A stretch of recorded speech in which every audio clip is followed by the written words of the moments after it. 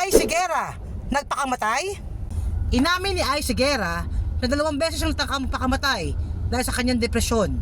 Narito ang pahayag ng singer-actress tungkol sa issue. Ano yung nakapag Para hindi mo maituloy. uplift sa'yo para wag nang ituloy?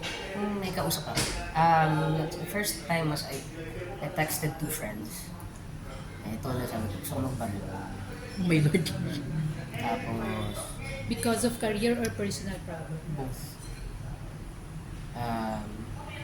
Thankfully, yung isa sumagot. Katabi ko lang si Lisa lang, but I couldn't wake her up. Hindi niya alam na may pinagdadaanan ka that time? That night, hindi. Kasi sinabi ko kinabukasan. Hindi ko lang masabi sa kanya agad-agad. Kasi parang, at that time, parang wala akong energy to...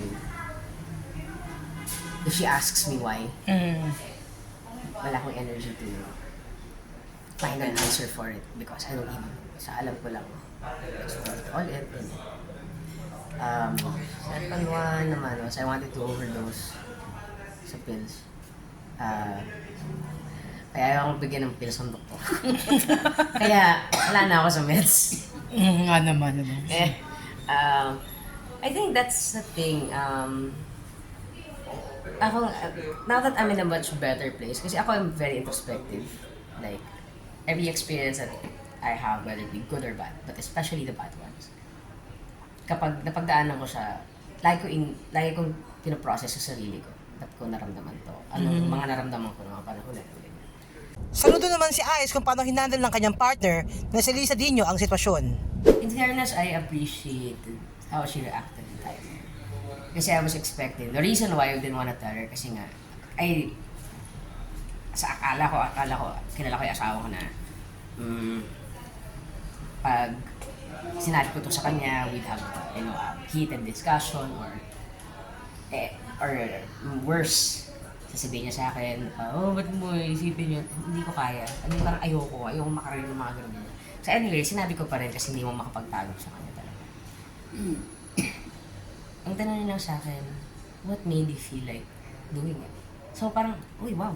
Hindi yun yung na-expect ko. Na-expect ko, drama siya, na iyak siya, na hindi mo lang ako naisip, pinahit ko sa lahat eh.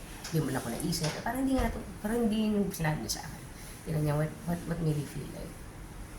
What made you feel na you would wanna do it? Ganyan.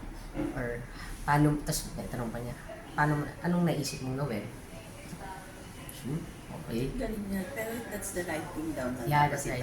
Although, after nun, medyo okay na ako, that's when she told me, grabe yung sakit sa kanya. Doon ko siya lalo na-appreciate na hindi niya inuna yung sarili niya. Alam mo? Kasi, I think yun din yung dapat na lesson, no, sa mga supporters. Kasi may tendency tayo na, paano naman ako? Pero hindi nga about yun eh. Especially pag may pinagdadaanan yung tao. Parang, you have to get to their psyche.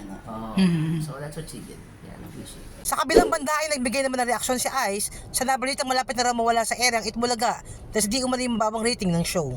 Well, I think it's just right to call out, people na naglalabas ng fake news. I mean, kahit ba regarding Itbulaga yan, or about, something else. Kasi fake news yan.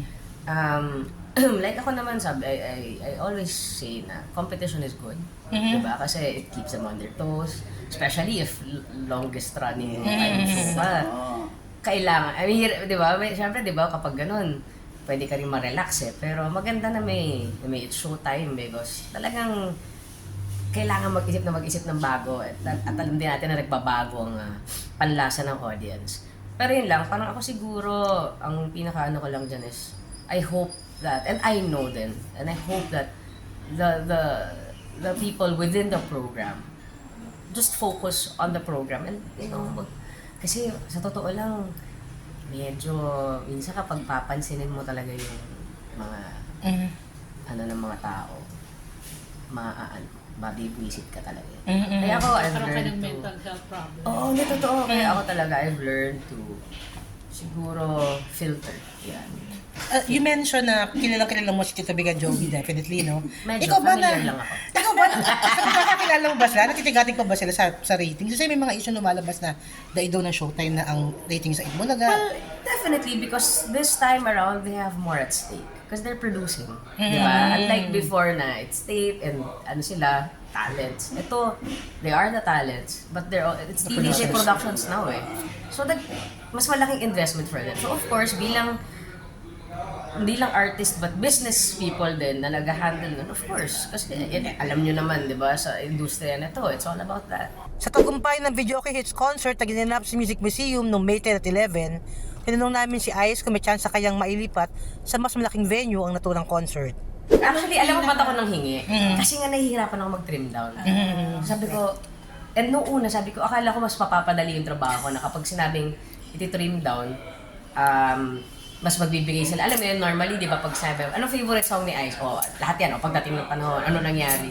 Ito talaga, iba-iba rin sila ng... Yung sinasabi, sinasuggest. Parang di nakatulong, kaya nagpa-poll kami, di ba? Merong video kay battle na parang, ito yung mga songs, so we had to, cut down.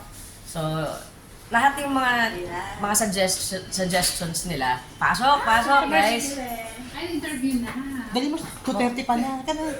Tapos, lahat ng mga suggestions nila, sinama namin.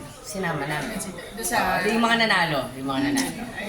This is Music Museum, right? Yes, music. May 10 and 11. May 10 and 11. Marami nagre-request, hindi naman pwedeng ilagay sa mas malaking, like, nag-arnetak na before kay Joed, pero this time ba, walang balak na ilagay sa mas malaking?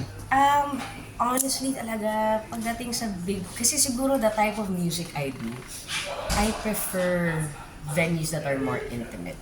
Siguro ibang klaseng concert, I don't know yet, but ako, I really prefer mas marami na smaller.